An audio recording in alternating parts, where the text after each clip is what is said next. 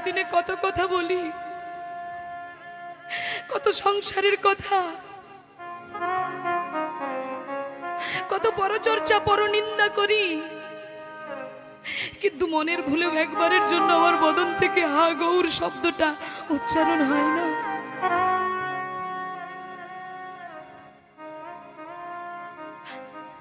আমি এমন পাপী, আমার মুখ দিয়ে কত ভাষা উচ্চারণ হয়, কিন্তু একবারের জন্য হানি তাই বলে আমি ডাকি না।